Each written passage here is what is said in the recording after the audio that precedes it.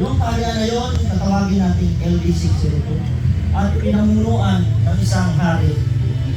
Itago na natin sa pangalan King Carvajal.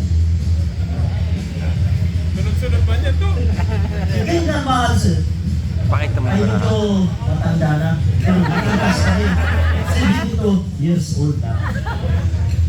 At meron siyang Dapat makita yung bara. napaka-ikas at napaka-masunurin ng kanang kamay.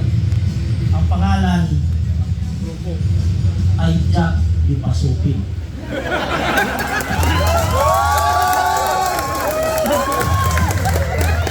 Yun ang tingnan nyo, yun doon o, yung kagya. Yun o, yun ang bara. Bata pa to, sir.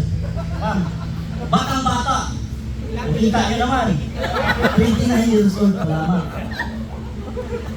Si Jack Ipasupin, napansin si Commander, ay si King Carvajal na malungkot.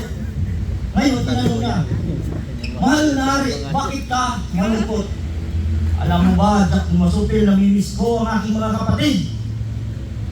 Kung pwede, hanapin mo ang aking mga kapatid. Bibigyan kita ng 10,000 at ikaw ay maglakbay. Ngayon, lalakbay si Jack Ipasupin.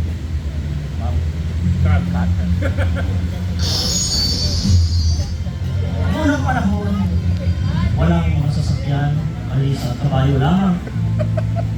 Ang sinakyan ni Jack Ipasupin ay horse lang. Lumakbay siya ng 1, 2, 3, 4, 5, 6, 7, 8, 9, 10, 11, 12, 13, 14, 15, 16, 17, 18, 19, 20, 21, 22, 23, 24 days na naglakbay Jack Ipasupin. May paningit kang joker eh. Parang Ang sabi, mahal na hari, bumalik na ako. Dala ko na ang iyong mga kapatid na si King Pachico, King Anjalo, at King Mudawan. Ngayon,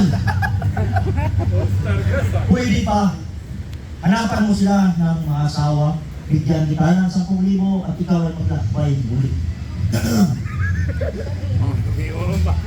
dami mong jack ah. Ngayon, sir, naglakbay muli si Jack Ipasupin, naghanap ng mapangasawa ng 3 kapatid ni King Carvajal. 1, 2, 3, 4, 5, 6, 7, 8, 9, 10, 11, 12, 13, 14, 15, 16, 17, 18, 19, 20, 21, 22, 23, 24 days na naglakbay si Jack Ipasupin. Kasi sinuyo niya yung mga lugar kung saan naroon yung mga nagugustuhan babae ng kanyang mga kapatid. Ang unang babae na kinuha niya ay bumalik si Jack at sinabi, mahal na hari, dumating na po ako, dala ko na po ang mapapangasawa ng iyong mga kapatid na si Queen Tikla, Tekla talaga. Queen Vice Ganda, at saka King Queen Diwata. Diwata. Itong 3 kinuha ko sa Pegasus, sa Salome at Chiquitita. Ngayon, sige, ipakasal muna sila. Malari na isang kahilingan sila. Ano yun? Wala daw silang mga sapatos. Walang problema yan. Ako yung hari. Bigyan kita 10,000. Mag-ubi ka doon sa roon. Tignan mo yun. So, naglakbay si Jack Ipasupin, pumunta sa Saraon at pumili ng sapatos. Ng 1, 2, 3, 4, 5, 6, 7, 8, 9, 10, 11, 12, 13, 14, 15, 16, 17, 18, 19 days na naglakbay si Jack Ipasupin. Malayo. Malayo yung naon. All shorts lang, all shorts. At saka, sabi niya, King Carvajal, nandito na po ako, dala ko na yung mga sapatos na para sa mga pag-asawa ng iyong mga kapatid. Sapagkat sila'y maliliit na pa lamang, binilan ko sila ng size 6 na sapatos. Ngayon, ano pang kulang? Sabihin mo, kulang daw sila ng alahas. Walang problema yan. Ito 10,000, mag-ubi ka, punta kayo sa Ungpin. Nag-uwi na naman sir. Ay, may pakat kay Commander Di Mayuga. So, 1, 2, 3, 4, 5, 6, 7, 8, 9, 10, 11, 12, 13, 14, 15, 16, 17, 18, 19 days na naglakbay. At dala niya na yung mga alahas. Bumalik na si Jack di Pasupil. Galing ubi sa umpin. Malari, nandito na pa ako. Dala ko na yung mga alahas. Ngayon, nasiyahan si King Carvajal. Napakagaling mo. Napakatikas mo.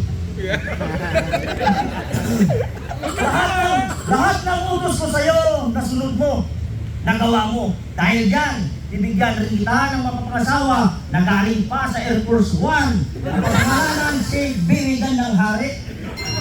Bibigyan rin natin ng size 6 na sapatos at alahas na yaman pa.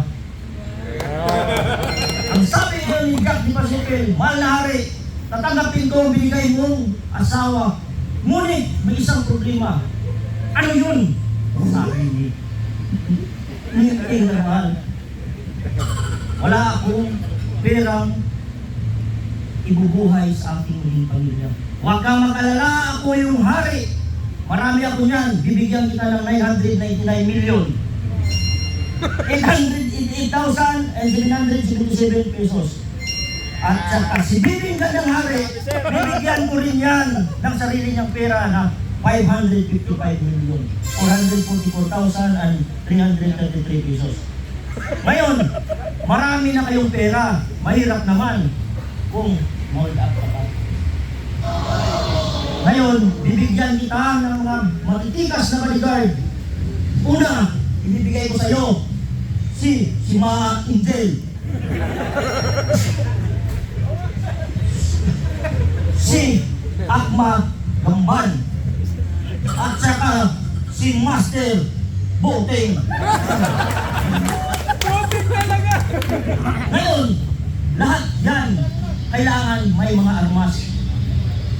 Si Ma Intel, bigyan natin ng kalibre 22. Si Akma Gamban, bibigyan natin ng kalibre 38 at saka si Pio Boteng, bibigyan natin ng kalibre 45.